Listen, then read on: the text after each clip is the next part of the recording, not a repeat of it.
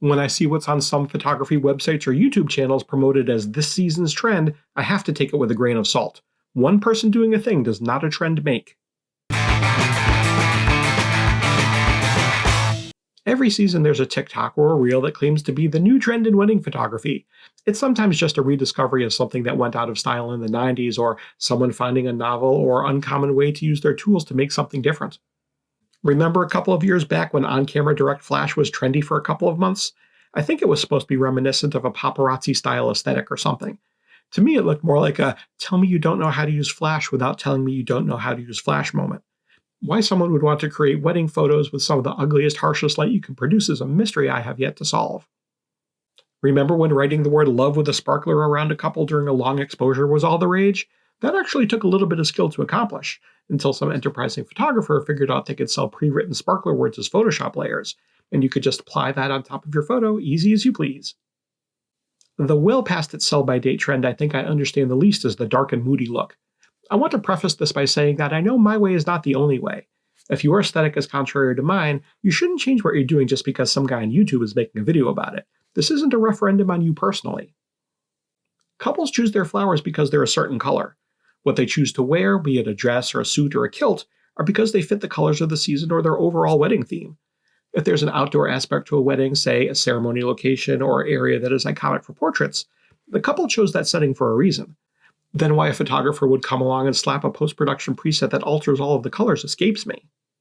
You'll see portraits of smiling happy couples with a surface aesthetic that doesn't match that happy vibe.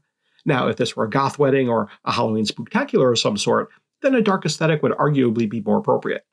Even the light and airy look, for all its pastel color shifts, would be a better fit than underexposed, blocked-up shadows and gloom. I try to get to know my couples a little bit before the wedding. Even if it's just over Zoom in the lead-up to the wedding day, I want to get a sense of their personalities and what's important to them and how they want their wedding to feel. As someone who believes wedding photography should reflect how the day felt as well as how it looked, maybe we photographers might want to keep our gimmicks to a minimum. Hey, I'm not innocent over here. Over the years, I've done things I thought I was supposed to do to make wedding photos. There are poses, looks, and other novelties we photographers make a couple do that weren't organically part of the wedding at all. I've used this doohickey here to make one solid image. Once upon a time, I bought into the prism trend, and I don't think I made a single good image with it. At a certain point, it's time to stop.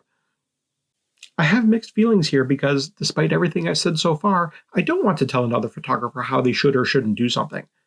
It's debatable how well I've made this point, but what I want for all of us, myself included, is to think more about why we're doing these things with our photography. Why are we having a couple pose a certain way? Are they more introverted or more extroverted? And does this pose we're putting them in suit their personalities? Is a pose that shows a public display of affection contrary to their values? Does the action we're asking them to perform match their character and the atmosphere they work to create on their wedding day? I think these are important questions we should go into weddings asking ourselves. If someone were to look at a series of weddings from any given photographer, is there more differentiation between them where, if all you have to do is swap heads, would you know one wedding from the next? Are we reflecting what each wedding was actually like, or are we imposing our own ideas of what we think their wedding should be? I'm not naive to the idea that some photographers just want to get in, do their job, and get out. That's fine. I also know there are couples who just want someone to push a button and record who was there on the day. That isn't the kind of work I strive to do, nor is it the kind of client I attract. If I have an opportunity to meet with a couple and they're not interested in my aesthetic or my philosophy, I'll happily refer them to another photographer who I think will better suit them. There are a lot of ideas out there, and very few of us come up with something truly unique, and that's okay. After more than 2 decades in this business, I'm happy with the direction my work continues to take. More importantly, my clients seem happy with the work I deliver. I don't think I'm setting the world on fire over here, but I have enough road behind me that for me, that's less important than doing good work and having those happy clients.